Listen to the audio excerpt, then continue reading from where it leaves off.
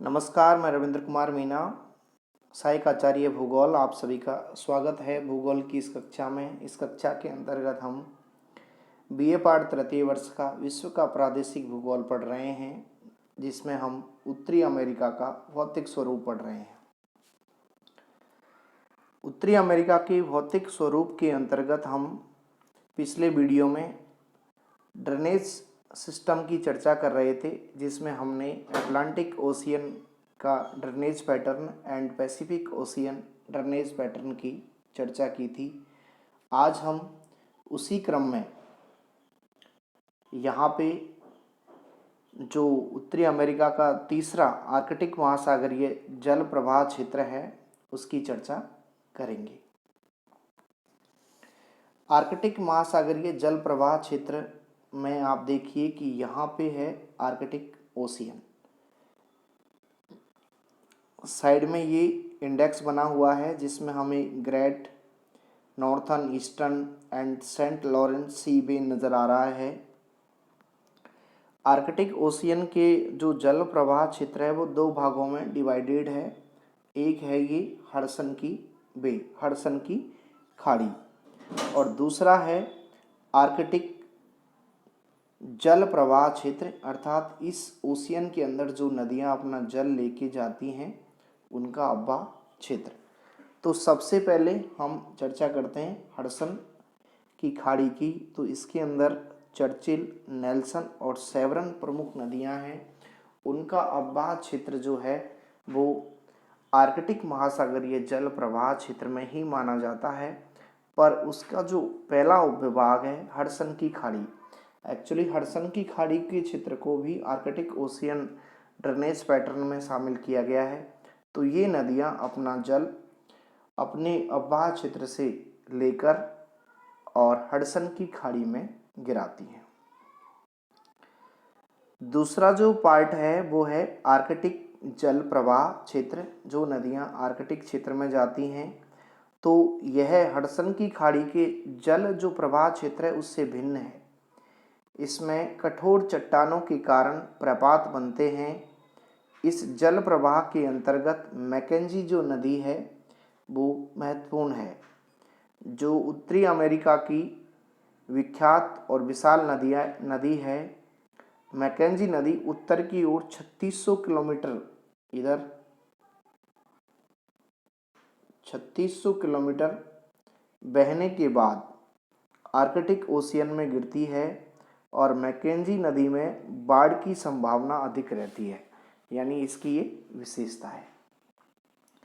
दूसरा, आप इस मैप को देख पा रहे हैं तो यहाँ पे देखिए ये अलास्का वाला क्षेत्र है, इसके पीछे बेरिंग सी है, ऊपर चुकची सी है, ये गल्फ ऑफ अलास्का है, ये पैसिफिक ओशियन है, इधर अटलांटिक ओशियन है, ये गल्फ ऑफ सेंट लॉरेंस है, ये लैब्राडोर सागर है, गल्फ ऑफ मैक्सिको और सी ऑफ कॉर्टेज।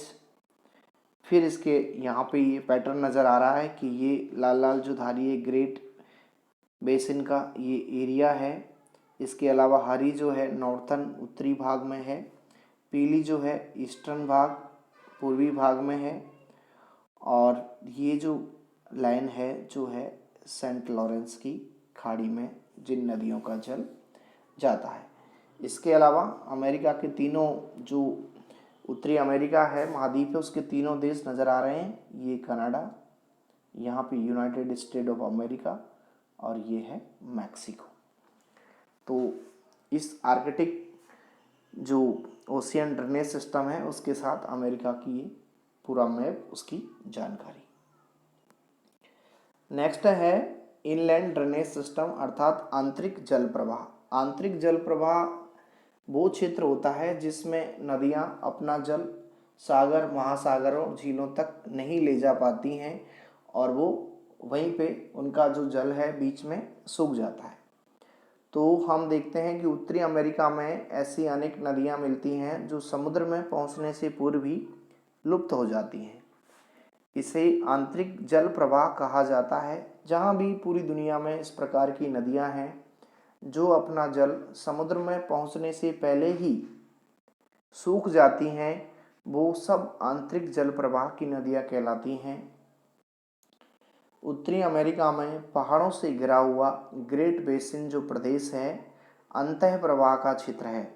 यहाँ पे अभी हमने इस मैप में देखा था, ये वाला पार्ट जो है ग्रेट बेसिन वाला पार्ट, ये अंतः प्रवाह का क्षेत्र है।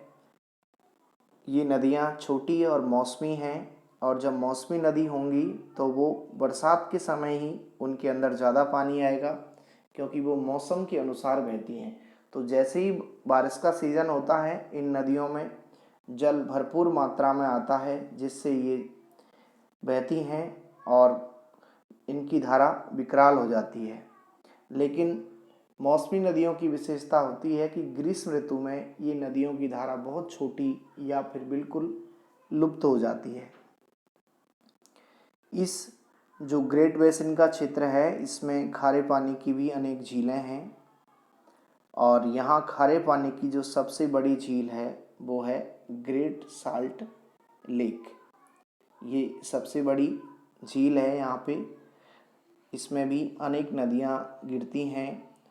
इसके अलावा कॉर्सन सिंक भी खारे पानी की झील है, जिसमें हम्बर्ट नदी गिरती है। ये 4 प्रकार का ड्रेनेज पैटर्न हो गया अमेरिका का।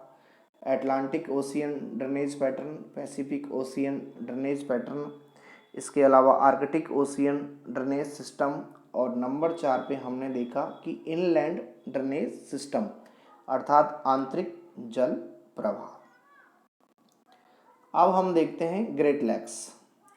तो ये यहाँ पे ये जो मैप नज़र आ रहा है आपको, ये है उत्तरी अमेरिका महाद्वीप का, और इसके बीच में ये हमें नज़र आ रही हैं महान झीलें, जिसमें साइड में हम देखेंगे कि लेक सुपेरियन, लेक ओंटेरियो, लेक एरी, लेक ह्यूरन और लेक मिशिगन।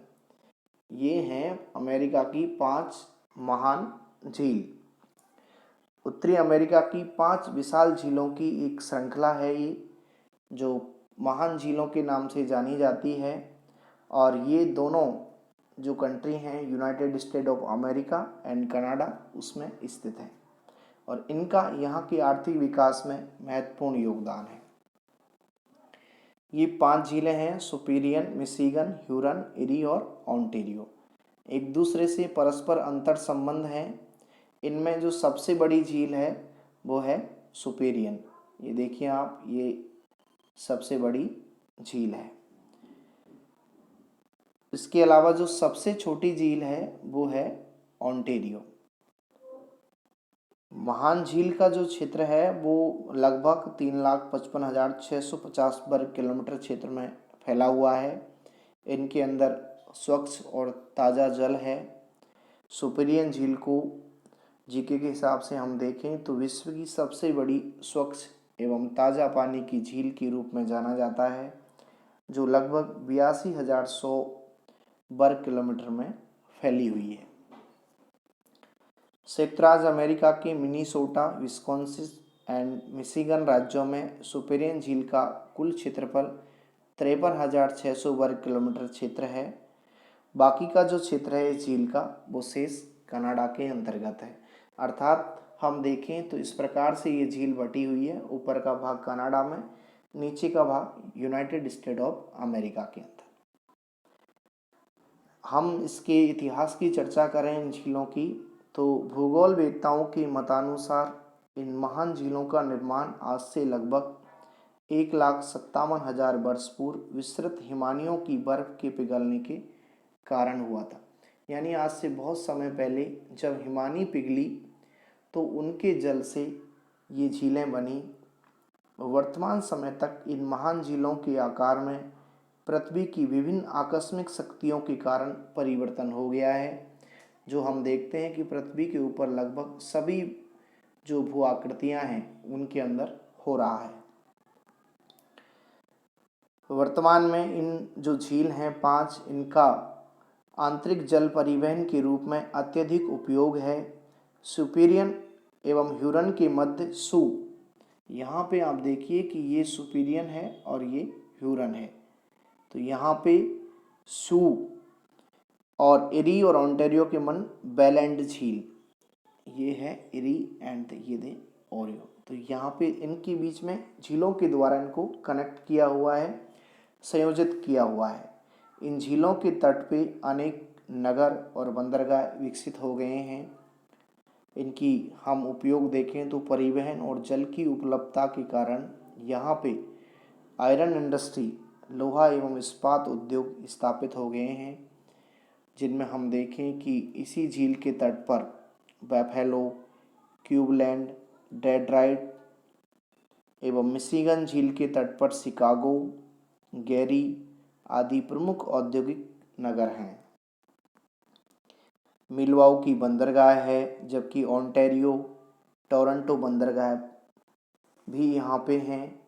सुपेरियन झील के तट पर ही डुलूथू एवं मिनीसोटा प्रमुख उत्पादन के केंद्र हैं, इस्पात उत्पादन के केंद्र हैं।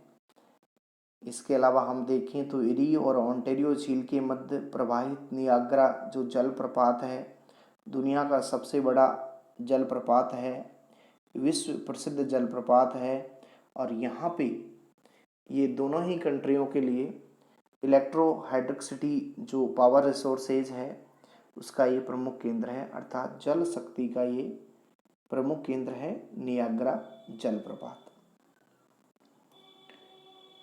अब हम देखें कि ये जो 5 महान झीलें हैं, इसके अगर हम क्षेत्रफल की चर्चा करें तो हम देखते हैं कि सुपीरियन जो है 82,100 वर्ग किलोमीटर में फैली हुई है।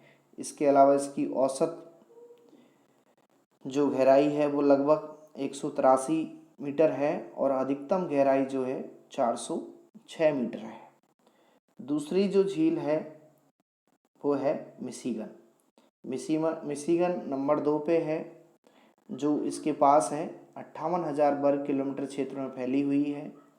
औसत गहराई 176 मीटर है। इसके अलावा इसका सबसे गहरा जो पार्ट है वो 281 मीटर है। तीसरी झील है ह्यूरन।